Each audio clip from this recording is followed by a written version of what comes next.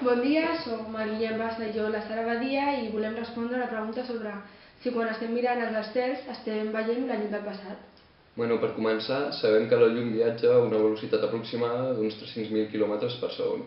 Això vol dir que no estem veient la llum en el moment que s'ha emès, sinó que ha tardat una estona fins a arribar a nosaltres.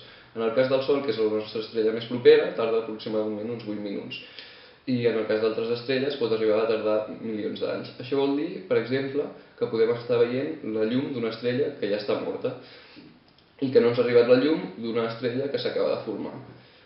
Això ha plantejat també diverses teories a la ciència-ficció, que és que si podríem arribar a veure el nostre passat, si poguéssim anar més ràpid que la llum i posar-nos en un lloc on la llum del nostre passat encara no hagués arribat. Per tant, podem dir que quan mirem les estrelles estem observant el seu passat.